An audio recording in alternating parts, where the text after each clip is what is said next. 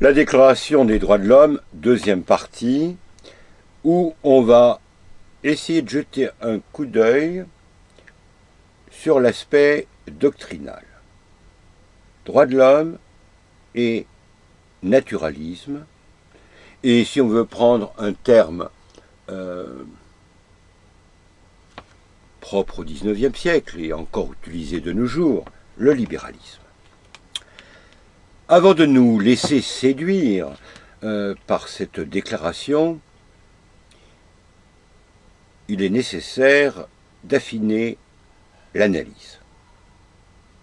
Permettez-moi de citer tout d'abord un texte de Léon XIII dans son encyclique Humanum Genus, qui nous fait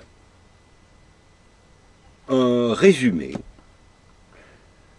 bref de cette déclaration. Je cite le texte. Les hommes sont égaux en droit, tous, et à tout point de vue. Ils sont d'égales conditions.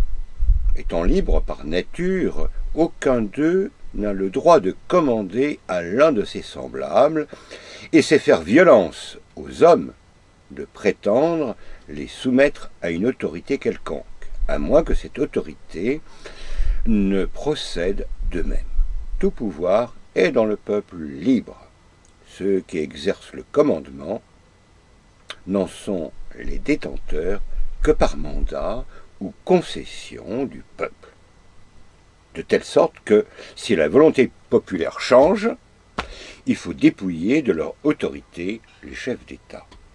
La source de tous les droits, de toutes les fonctions civiles, réside soit dans la multitude, soit dans le pouvoir qui régit l'État, mais quand il a été constitué d'après les nouveaux principes.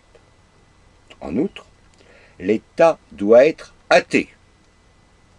Il se trouve en effet, dans les diverses formes religieuses, aucune raison de préférer l'une à l'autre. Toutes doivent être mises sur un pied d'égalité.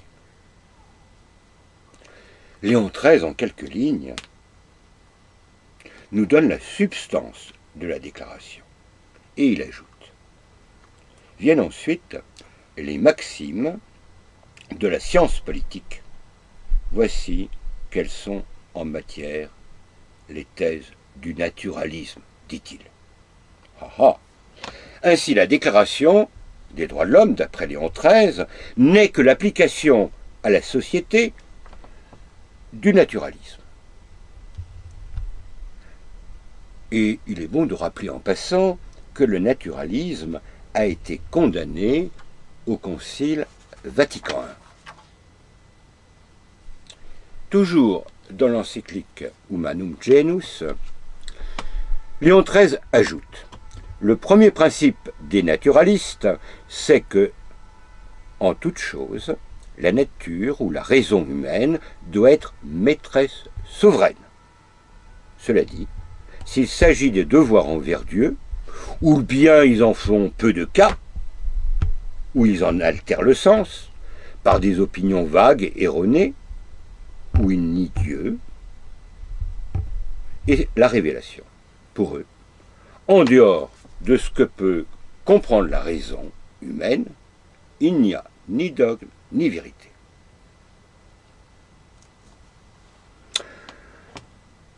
En un mot, d'après Léon XIII, c'est la négation de tout l'ordre surnaturel. Dieu existe, mais ne peut rien révéler. Rejeter la révélation, c'est par avance refuser de se soumettre ou de soumettre sa raison à quelque proposition, fût-elle révélée, dont elle n'en saisirait pas la véracité intrinsèque. La raison humaine voulant rester seule juge de ce qu'elle doit admettre ou non. Par là, le naturalisme se rattache au rationalisme, système qui admet la raison comme unique source de la vérité. Après avoir posé le principe le naturalisme en tire les conséquences. Pourquoi admettre l'existence de Dieu si la raison peut rendre compte, expliquer sans lui le monde qui l'entoure? Et du déisme, on passe à l'athéisme. Et si on nie également les vérités accessibles à la raison, aux seules lumières de la raison naturelle, comme par exemple la spiritualité et l'immortalité de l'âme, c'en est une conséquence logique. C'est pour cela que le Concile Vatican I remarque: après qu'on eut abandonné ou rejeté la religion, après qu'on eut nié Dieu, l'esprit d'un grand nombre s'est jeté dans l'abîme du panthéisme et de l'athéisme. C'est dans l'introduction, le premier Premium du texte de la Constitution des Fide Catholica. Ce naturalisme, après s'être attaqué à Dieu, s'en prend à la société, à la famille. Par exemple, le mariage n'est plus qu'une variété de contrats, donc les contractants peuvent légitimement le dissoudre au gré de leur volonté, et les gouvernements ont puissance sur le lien conjugal, sur l'éducation des enfants, ainsi de suite. La déclaration, comme on l'a vu, nous donne la doctrine sociale du naturalisme, aussi. Pour bien en saisir la portée, il faut la considérer avec tout un ensemble dont elle fait partie. Elle n'est qu'une phase, qu'une étape d'un vaste plan ourdi par l'antique ennemi contre Dieu. On ne peut que penser au psaume Astiterunt reges terrae. Les princes de la terre se sont rassemblés, et principes convenerunt in unum. Et les princes se sont mis à un lieu adversus dominum, contre le Seigneur. Et ainsi, on voit que la racine psychologique de cette doctrine est l'orgueil. Et d'ailleurs, saint Thomas d'Aquin, dans la Prima Pars, question 65, article 3, expliquait ainsi la révolte de l'ange: appetit finalem beatitudinem persuam virtutem habere quod proprium Deum.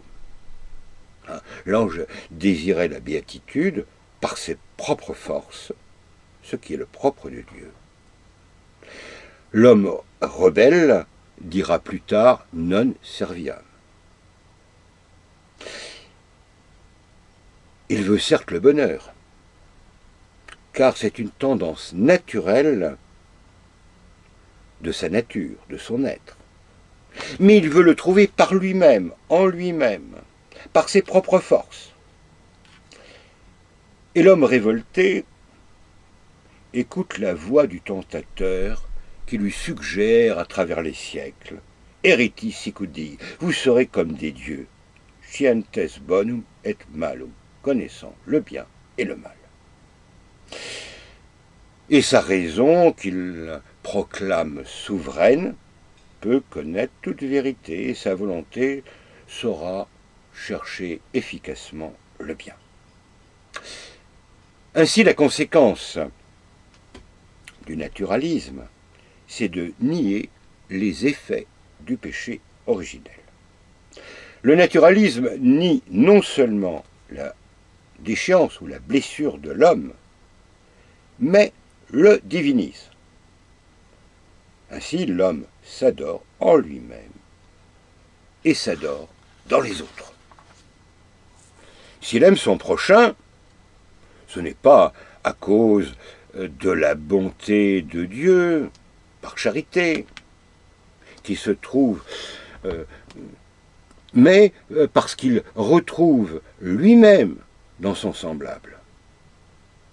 Terence, qui était un païen, s'écriait Homo sum, je suis homme, humani nihil ame alienum putu, et je considère rien que ce qui est humain ne m'est étranger. C'est la philanthropie, ce n'est plus la charité. Et cette fraternité par laquelle l'homme sème dans celui qui a la même nature que lui, n'est qu'une vertu naturelle. Mais d'où vient historiquement le naturalisme? Son point de départ, c'est la révolte protestante. Les pontifes romains ont toujours montré dans leurs écrits qu'il fallait chercher l'origine même de la révolution dans le protestantisme. Pie VI, à la mort de Louis XVI, dans un discours en consistoire le 18 juin 1793, déclarait: « Il y a longtemps que les calvinistes en France avaient entrepris de détruire la religion orthodoxe. Mais il fallait préparer le terrain. Ils le firent par des livres pleins de perfidie et de sédition.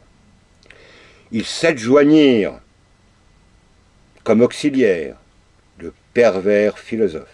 Enfin, voyant qu'ils gagnaient beaucoup de terrain, comprenant qu'il était temps pour eux de mettre leurs projets à exécution, ils commencèrent à proclamer ouvertement dans un livre édité en 1787 qu'il est louable de supprimer le souverain qui s'oppose à la religion réformée et ne veut prendre leur parti. » Un peu plus tard, Léon XIII n'est pas moins net. Voilà ce qu'il dit, aussi bien dans Immortale Dei que Diuturnum Illud. On retrouve les mêmes phrases dans ces deux textes.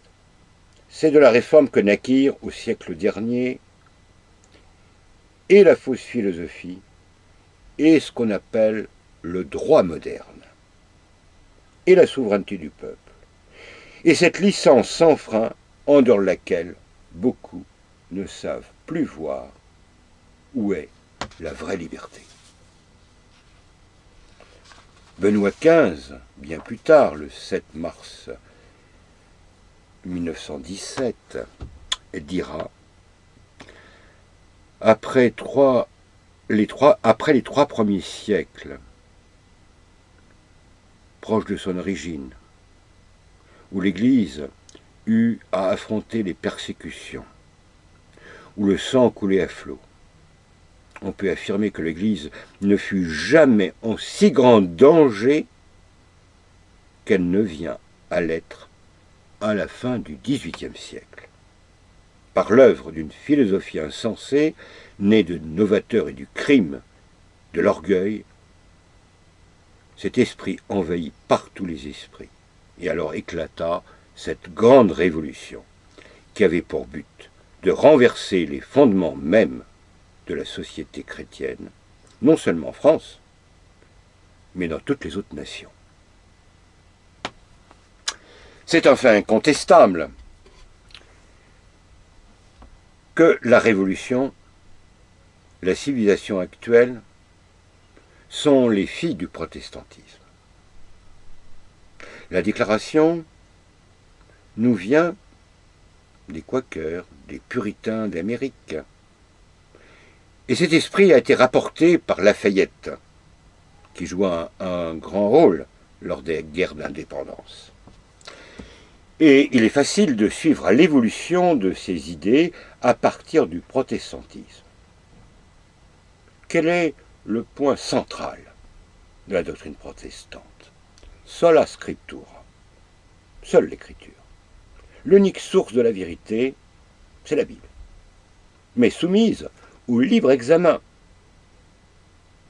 L'Église admet bien que la Bible est une des sources de la révélation, mais la Bible est sous la sauvegarde d'une autorité infaillible, interprétée à la lumière de la tradition.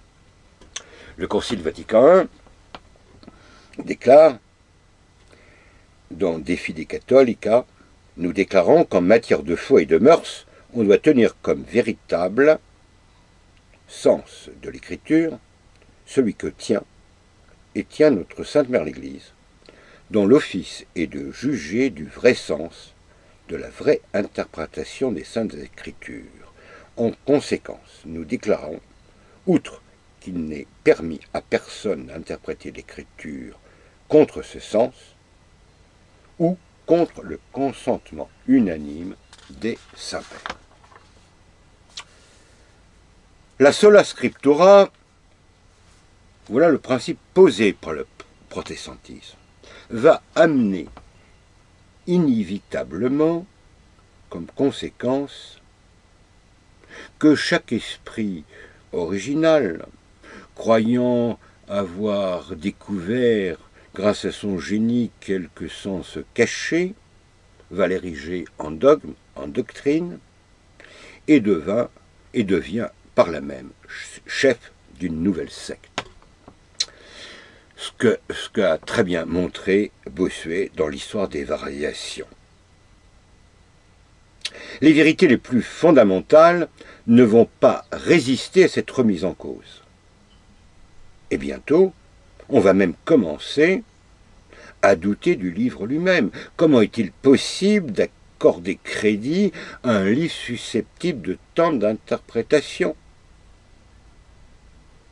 Et on ira jusqu'au protestantisme libéral de l'école allemande. Et bientôt, on va en venir à douter de la révélation.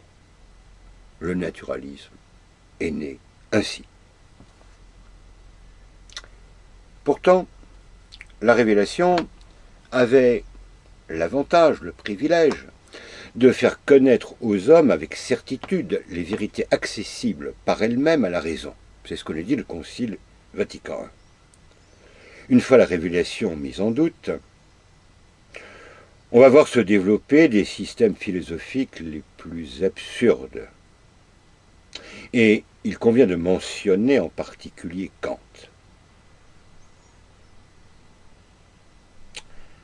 Voilà ce que remarquait le cardinal Mercier. Le grand pervertisseur des idées au XIXe siècle, c'est Kant. Le grand pervertisseur des idées au XIXe siècle, notait le cardinal Mercier dans son livre La vie intérieure, c'est Kant.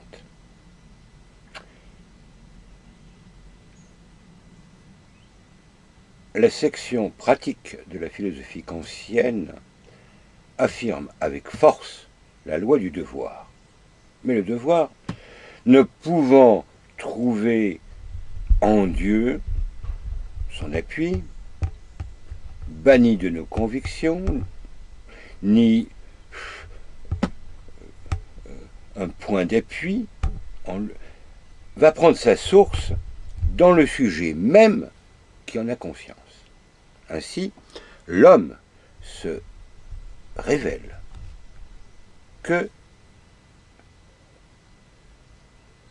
ne relève que de soi dans l'ordre moral. Il est son propre législateur, il est à lui-même l'idéal, la fin à laquelle il va subordonner sa liberté. Une personnalité morale trouvant en elle-même sa fin. Voilà l'homme, tout l'homme. Peu à peu, le naturalisme va faire son chemin, mais se dresse pour lui barrer en quelque sorte la route l'Église romaine. La nature proclame l'autonomie de la raison et de la liberté humaine. L'Église, au contraire, va répondre avec saint Pierre « Humilions-nous sous la main puissante de Dieu ». Le naturalisme enseigne à l'homme qu'il n'y a point de maître.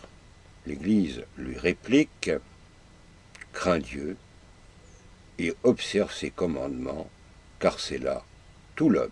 Ecclésiaste 12, 13. Vous le constatez, ces conceptions sont radicalement opposées et le naturalisme ne pouvait parvenir à régner sur les esprits que par la destruction de son adversaire. Aussi va-t-on assister du XVIIIe et au XXe siècle à une lutte acharnée. La violence commença à se manifester au XVIIIe siècle. Le but premier à atteindre, c'était de gagner le maximum de sectateurs. Et les philosophes s'y emploient avec brio, Voltaire, Rousseau, Diderot, d'Alembert et bien d'autres, bien que divisés entre eux sur des questions de philosophie naturelle. Pensez aux querelles entre Rousseau et Voltaire, vont s'unir contre l'Église, en s'en prenant à elle indirectement, à cause de la censure, en s'attaquant à la superstition, au fanatisme, à l'ignorance, aux préjugés. Rapidement, le naturalisme se propage. Bourgeois, légistes, grands seigneurs vont les protéger. Et les idées nouvelles vont même gagner une partie du clergé. Et la prédication au XVIIIe siècle s'en ressent. On évite de citer l'Écriture, les pères de l'Église. On se limite à la morale, à l'utilité sociale. Dieu, comme chez Rousseau, devient l'auteur divin des choses, en attendant qu'il soit l'être suprême. La religion décline rapidement. Et en 1762, à l'Assemblée du clergé, les évêques notent l'affaiblissement de la foi et réclament une répression accrue contre les écrits subversifs. Quelques années plus tard, toujours à l'Assemblée du clergé, en 1782, les évêques dénoncent le mot d'ordre nouveau, l'indépendance de toute autorité, et s'en prennent particulièrement aux écrits de Rousseau. Contre le trône et l'autel, tous les moyens sont bons. Écrits, théâtre, libelles, conversations de salon. Et bientôt, l'heure de l'action va arriver. L'attaque définitive. La révolution. Celle-ci ne pouvait manquer de s'attaquer à la société, car dans l'Europe d'alors, les institutions civiles sont étroitement pénétrées de christianisme. En France, le trône apparaît comme le soutien de l'autel, et les philosophes ne tardent pas à haïr les institutions sociales pétries de principes religieux. Le premier soin des révolutionnaires fut de s'assurer la suprématie du nombre au sein des États généraux, doublement du tiers, prépondérance du bas clergé, supériorité numérique d'hommes à un but d'idées nouvelles, intimidation, faiblesse du roi. Et ce fut la nuit du 4 août, où tout l'ordre social ancien va être jeté à bas. Pour en rebâtir un autre, on rédige cette fameuse déclaration. Et ce fut tout d'abord la suppression de la religion d'État, qui n'a plus de raison d'être, puisque l'État reconnaît toute opinion religieuse. Ensuite, il fallait assujettir l'Église à l'État. Il ne pouvait subsister une puissance qui n'émana point de la nation. On supprime les immunités ecclésiastiques, on s'empare des biens de l'Église, on supprime les congrégations, les vœux de religion étant attentatoires à la liberté. Puis, ça va être les persécutions. Et un dernier attentat va être commis, les armées de la Révolution s'emparent de Rome et Pie VI meurt prisonnier à Valence. Bonaparte, dans une lettre à son frère Joseph, écrit « La vieille idole sera bientôt anéantie. Ainsi le veulent la liberté et la politique. » À la place de l'ancien culte, le révolutionnaire tente d'établir un nouveau. Alors pour les déistes, ça va être le culte de l'être suprême. Pour les matérialistes, celui de la nature et de la raison. Anéantissement de l'Église, de la monarchie, et les armées de la Révolution vont s'efforcer de répandre les idées nouvelles à travers l'Europe. La déclaration ne reconnaît que des individus, et au-dessus d'eux, l'État. Guerre au corps intermédiaire, à la famille, par la liberté du divorce et le régime successoral. Centralisation excessive, suppression des provinces, des autonomies locales. Tous les pouvoirs sont aux mains du corps législatif. Impossible d'évoquer en détail l'œuvre de la Révolution. Mais on peut retenir ce jugement de Joseph de Maistre. Elle est essentiellement satanique. Œuvre de destruction. Ne réussit que partiellement, au gré de ses sectateurs. Taine notait que cette fameuse déclaration est un poignard qu'il n'y a qu'à pousser et qu'il n'y a qu'à pousser la lame. Lame poussée peut-être un peu trop vite, d'où de nombreuses réactions en Vendée de nombreux mouvements de contestation de la Révolution. Aussi le mouvement révolutionnaire dut faire une pause avec Napoléon. La violence ayant échoué, sans pour autant que le naturalisme renonça à ses prétentions. Il s'agit uniquement de changer de méthode. Napoléon au pouvoir, tout en restaurant le culte, garde les principes du naturalisme. Pas de religion d'État, code civil rédigé selon les principes de la seule raison. Et il tentera par les articles organiques qu'il ajoute au Concordat d'asservir l'Église. Son neveu, Napoléon III, dira de lui qu'il fut l'exécuteur testamentaire de la Révolution.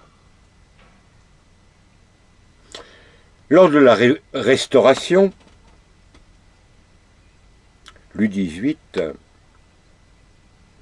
n'osa défaire ce qu'avait établi la Révolution. Il n'osa rétablir le catholicisme religion d'État. Épicète, dans sa lettre Postam diuturnas, s'en plaignit. Le chancelier Metternich, très lucide, dira à Louis XVIII, « Sire, votre Majesté reprend en sous-main la Révolution. »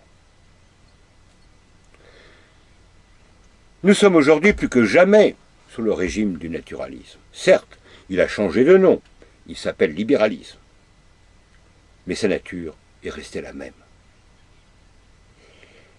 Il est sous la protection d'une secte, maintes fois dénoncée par les pontifes romains. Écoutons Léon XIII, dans Humanum Genus. Il le dit clairement. Il s'agit pour les francs-maçons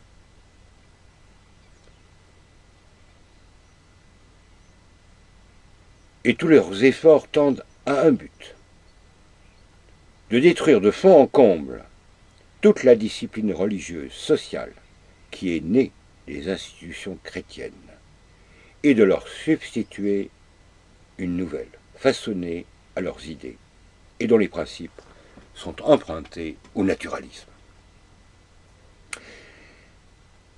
Durant tout le XIXe siècle, ils ont travaillé laborieusement. Sécularisation du mariage, de l'école, des hôpitaux, des tribunaux, des funérailles, de l'administration, de la politique.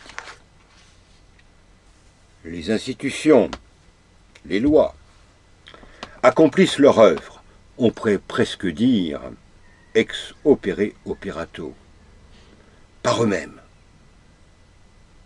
S'il est difficile de détruire l'Église, il est facile de lui ravir la multitude. L'école laïque a fait ses ravages. Et on ne saurait que trop déplorer l'aveuglement d'un grand nombre de catholiques.